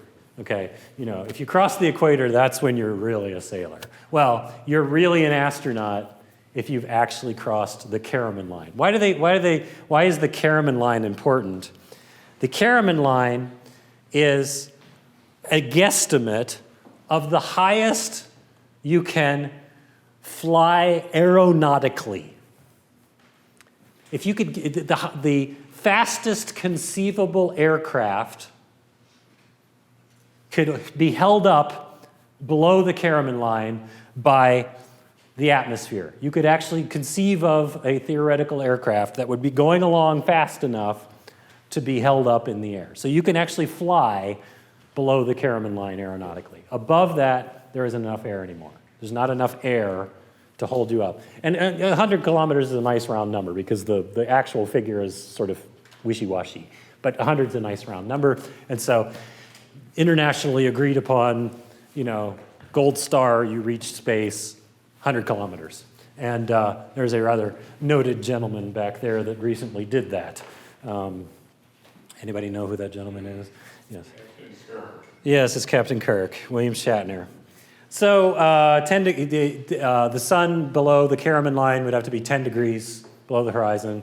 So about 40 minutes, you could go up to the Karaman line, take 40 minutes before the sun would actually fall off our view. So something's up, you would actually see it.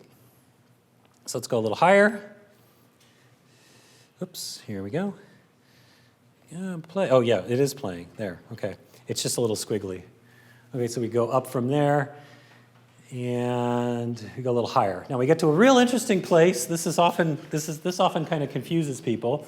Right around 110, 111 kilometers, just above the Karaman line, is a region where there is something called air glow. And air glow is a region of space where the air spontaneously glows. Sun will bake this atmosphere, and it will actually cause oxygen atoms to split. Nitrogen atoms in particular will split due to ultraviolet light, and sodium atoms in particular will become energized. And why I say in particular, because sodium atoms actually have a particularly strong glow at a really specific frequency. It's the frequency of that light that those street lights that we have that are golden. Sodium atoms are the result of meteoritic dust floating high in the atmosphere. It's microscopic. It's almost atomic. So what happens is during the day, these atoms absorb ultraviolet light. They get their electrons knocked off the atoms, and then as night cools, those atoms go through a little bit of chemistry at night as they recombine, and that produces a very faint glow in this particular orange color. And some of it is there's a little layer of green as well. That green is actually oxygen atoms doing the same thing. It's not as bright. But this glow keeps the night skies of Earth, even in the most light pollution-free regions on Earth, from being completely dark. So the sky around on Earth will never be totally dark because of this air glow. And so here's a place in Chile, one of the darkest skies on Earth, and all these bands of light there, not the big glowing one there, that's our own Milky Way. These bands of light here are the bands of the air glow. That's glowing sodium up there.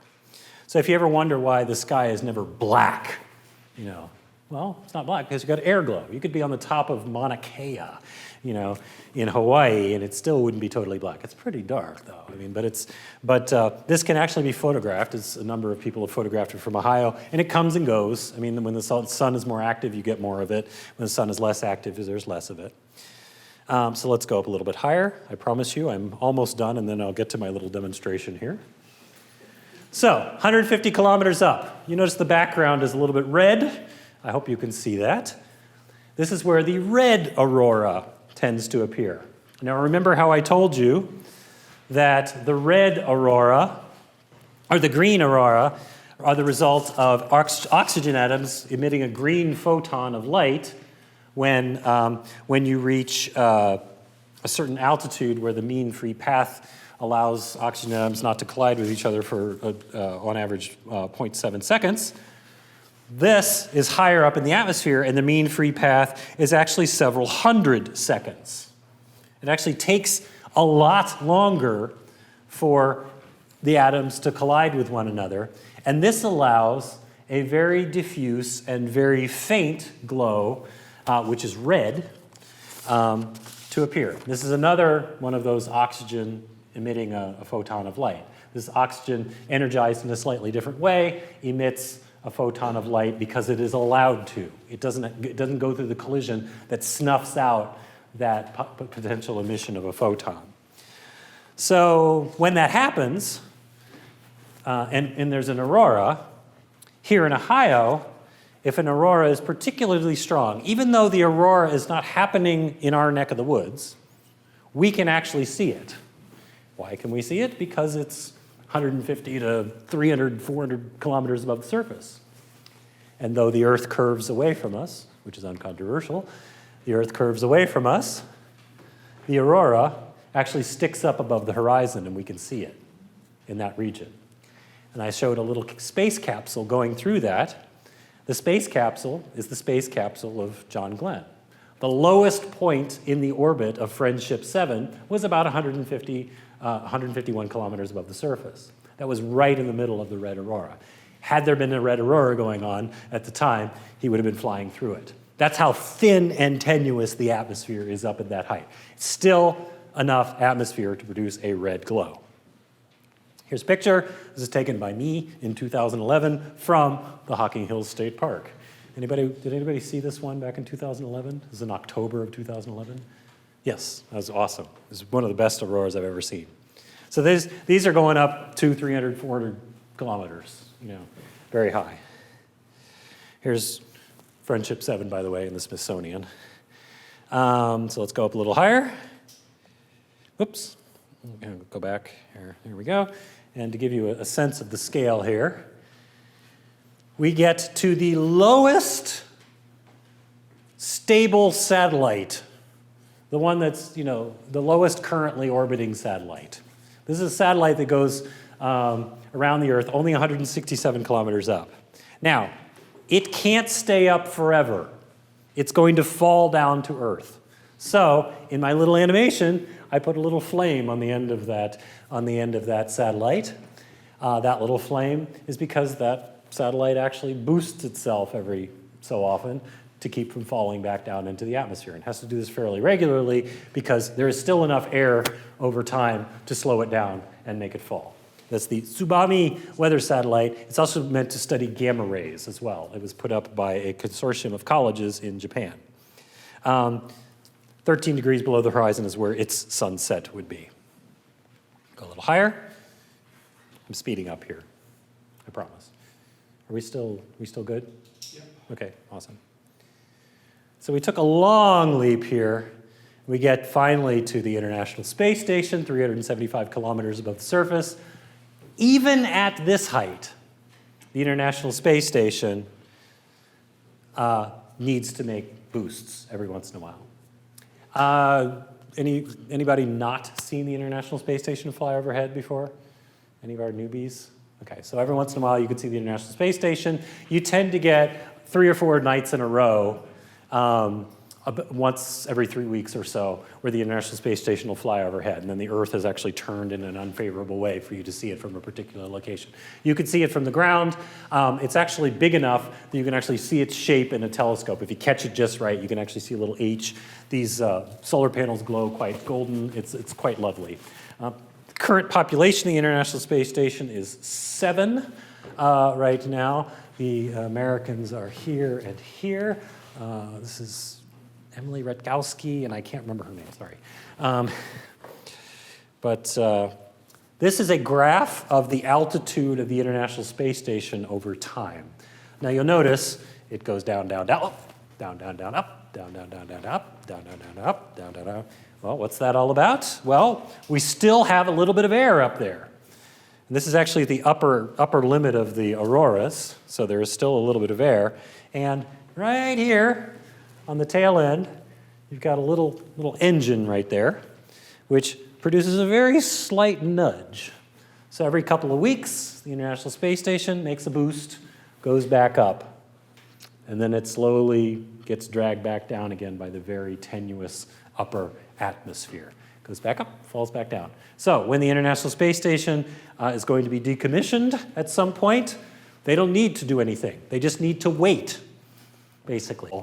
Presumably at Point Nemo in the middle of the South Pacific Ocean at some point. Yeah, you don't, at this altitude, you don't need to do any boosting of satellites. So the International Space Station sees the sun set about 20 degrees below the horizon. Now, you could definitely see the curvature of the Earth from there.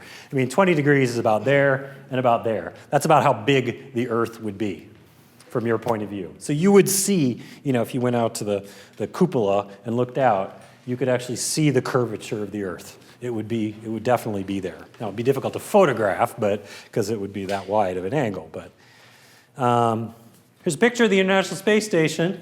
And this particular picture, I've missed one of I had to add in the next, but right at the end, It's the sun is setting. That's where the sun, from its point of view, is 19.2 degrees below the horizon. Now, if you want to see the International Space Station, if it's summertime, you can actually see it in the north quite a long way, because the further north you go, the longer it takes the sun to go below 19.2 degrees below the horizon. In fact, there's a point very close to the horizon where if the International Space Station is at that point, 54 degrees north, if it's right at that point, it will never set around the solstice. It will actually be continuously illuminated because the sun will never be below 19.2 degrees below the horizon at that time of year. So there are times when you could see a pass go all the way across at midnight, or 1:30 in the morning in Ohio. Let's go up a little bit higher. We're almost there. Almost there. I want you guys to guess what I'm representing in the animation here once I get there. Okay, we got a satellite, another satellite, another satellite. Starlink, thank you. Starlink, exactly. The Starlink. So those are the Starlink satellites. This is about the height of, this is the final resting point of the Starlink satellites. You guys have seen them probably before. This is what they look like close up. They're actually at a point where they don't need to be boosted very often. They've got little shields that they actually angle into the orbit of the solar panel. They angle them in a certain way, which actually gives them a little bit of a boost. It's just enough to keep them in orbit, so they don't have any active engines. So they see the sun set 22 degrees up, so you could see them for quite a long time. I mean, it takes a very long, like 2 hours or so after sunset in the summer. They're still visible at some point. Maybe not straight up overhead. So here's a photograph I took a long time ago of some Starlink satellites. That's highly processed. Okay, let's go up a little bit higher. If you see a Starlink satellite, it'll give you a pretty good, I didn't get that. I'm sorry, I missed one of them. I missed the Hubble. The Hubble is just a little bit higher than the Starlink satellites. But once we get to the Hubble, that's about as high as the satellites. There are some higher satellites than that, but that's the highest one I'm going to talk about. You have to go a long way before you get some satellites that you've probably heard of. The GPS satellites are at 20,000 kilometers above the surface. Now we're getting to the point where atmosphere isn't really a concern. There's still a little bit of air up there, but it's incredibly tenuous, and maybe 1,000 years before two molecules will slam into one another. So things up there will stay stable. They put these things up that high with the knowledge that they will never fall out of orbit, basically. Now, there are several independent companies which produce, or independent governments which have put up satellites. Of course, the US government put it up for the military, but there is a Russian consortium and a European consortium that put up their own GPS satellites. In fact, the European one's a little bit more accurate because it's a bit newer. Here's the orbit of these satellites to scale. This is the Earth-Moon distance, by the way, and we're dealing with this right here. This is the position of the GPS satellites. When we take the final leap that we're going to take here, oh, by the way, 76 degrees below. That's how high the GPS sees. So 90 degrees, 76 degrees. So the Earth is very small from that altitude. So, the Earth is actually narrower. You definitely see a round Earth from that height. It's actually quite tiny. So here's a map of these various systems. These are the different altitudes for the different GPS systems. They put them at slightly different heights. On average, they take about 12 hours to orbit the Earth. The US system takes almost exactly 12 hours to orbit, and then the GLONASS, which is the European one, they're a little bit faster, and the BeiDou is a Chinese one. MEO is the Russian one.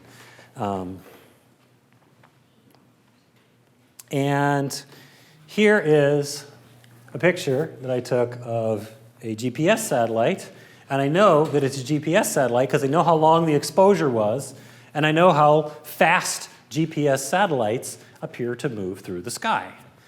So if you do the math, they take 12 hours to go around the Earth. You divide, that by the amount of time that you took to take the image, and you get the length of the satellite path. So I took a picture of one of those GPS satellites, incidental to my image there of Pleiades.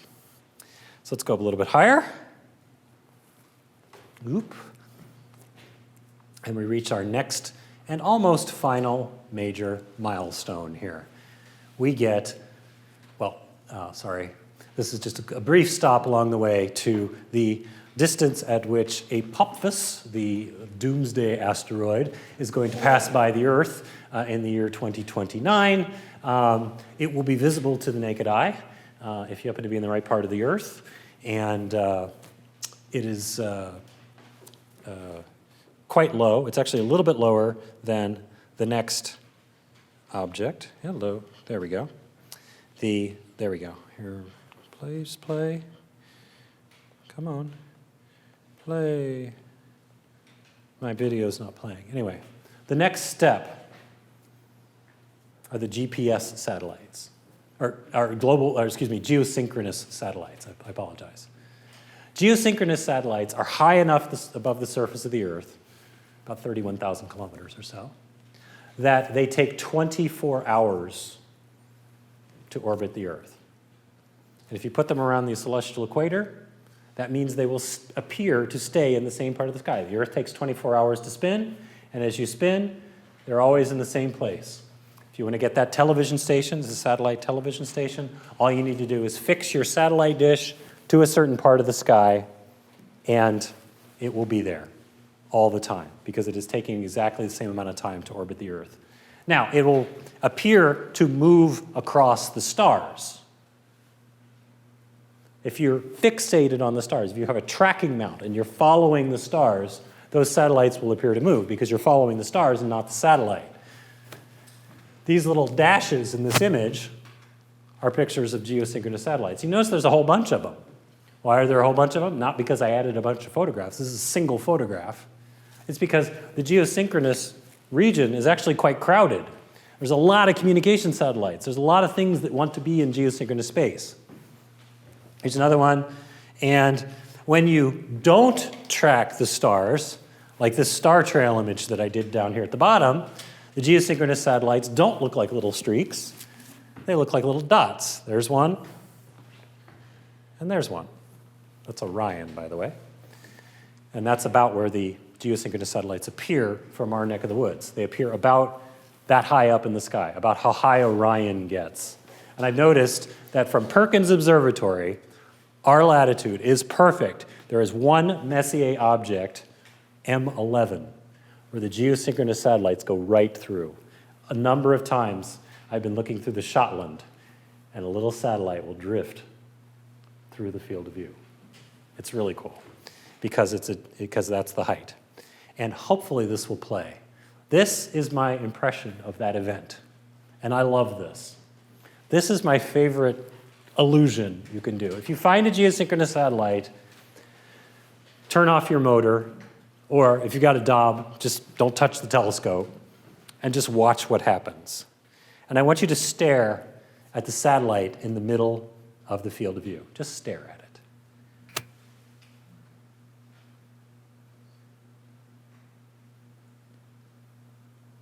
Now, right about this time, you may think, okay, it's moving, right? Does it look like it's moving to you? The satellite looks like it's moving, but it's not. It's in the same part of the field. I will prove it to you. It's not moving. Take it away.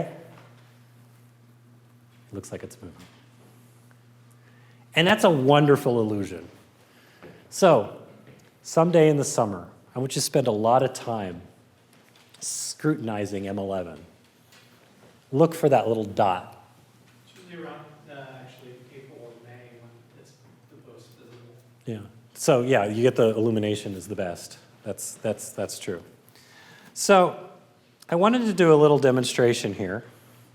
I brought a vacuum chamber, and I wanted to demonstrate what happens when you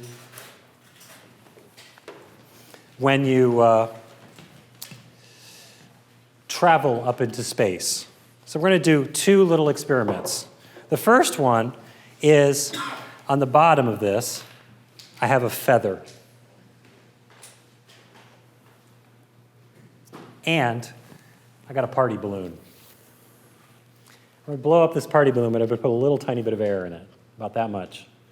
Now, these party balloons, I've discovered, are really hard to blow up. So you'll forgive me if I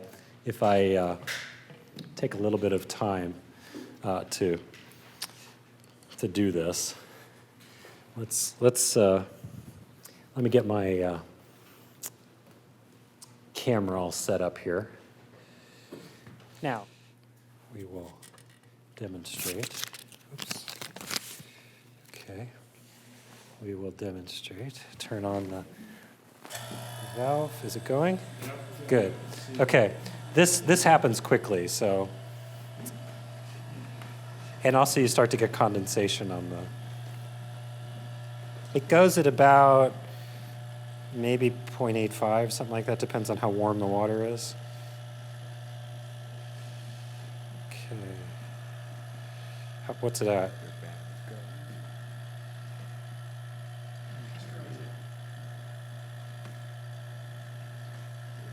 What's the gauge? About 20? Oh, wait. About 0.9. Ooh, water might not be warm enough. This is a bust, man. Oh, it's starting to boil. It's starting to boil. There we go. Okay. The water was a little colder than and if you do it with warm water, it happens very quickly. There it is. So, we've actually reached an altitude where water will spontaneously boil.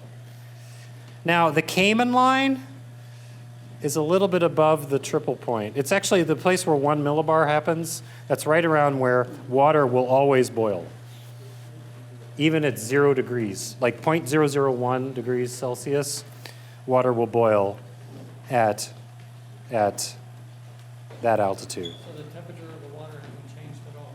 No, the temperature of the water hasn't changed. It's actually cooling at the moment. One of the things that stops the boiling is the boiling actually takes the hotter molecules out, and the cooler molecules stay behind. So it's continuously cooling. So as the air gets pulled out, you're actually reaching a point where the water can boil at lower and lower temperatures. So the water will actually be colder once we take it out. I should have tested it before. So you're actually creating lower heat. So this is what happens when you go up into space. So this is roughly what you would get at the height of the Baumgartner and Alan Eustace balloon heights. That's kind of that's about how high you would have to be for that to happen. So the water will spontaneously boil. So anyway, guys, that's my presentation. Sorry the balloons didn't work out, but I do appreciate you sticking around. And anybody have any questions? Brad, when you were on Mount Evans for Yeah. however, a week or whatever, what temperature did the water boil up there? It's lower. It's like 80 Did you boil degrees. an egg, or would it even? Boil an egg?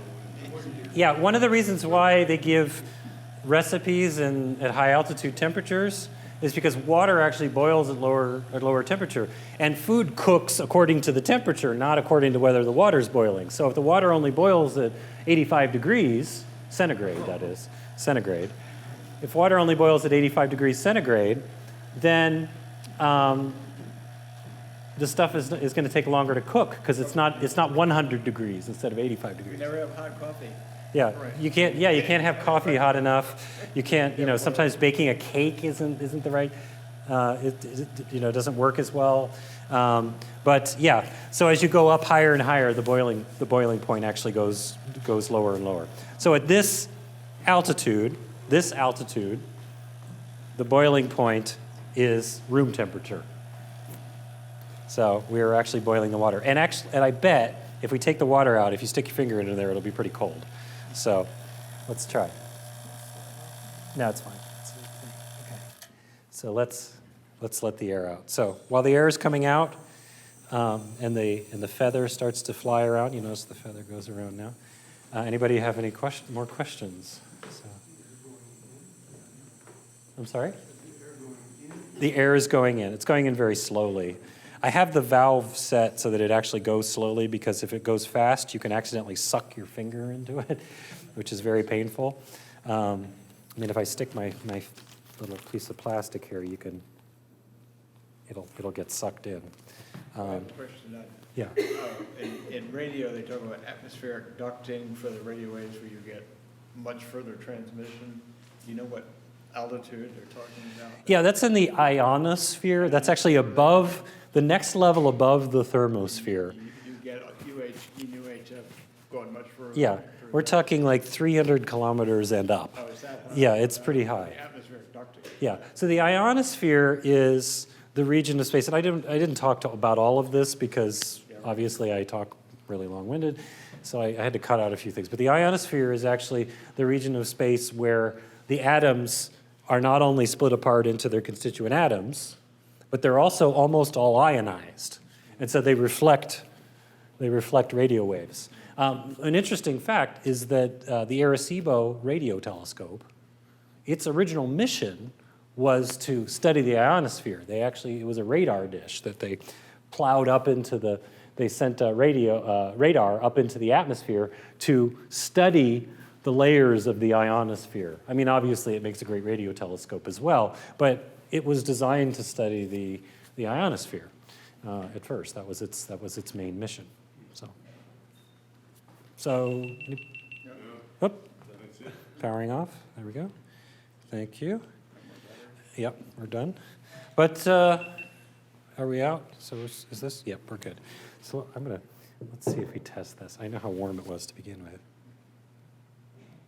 It's much colder. It was actually, I got it out of the coffee maker earlier, and it was lukewarm, and now it's a little chilly. If anybody wants to confirm that, they may. So, yeah. Yeah, so that was originally out of the coffee maker, and by the time I picked it up, it was not quite. It was a little warmer than lukewarm. So, yeah. So, guys, thank you so much. I appreciate it. Since I'm the vice president of the club, if anybody wants to do a talk at some point, I'm more than willing to entertain any suggestions for the year. I've got a OSU professor signed up. I think Alex also said he might do something on solar, space weather, which is related to this. This is a good year for the sun because of the fact that we've got the solar eclipse. I'd love to do one on telescope maintenance, if you guys would like to participate in that. But thank you guys. I appreciate it.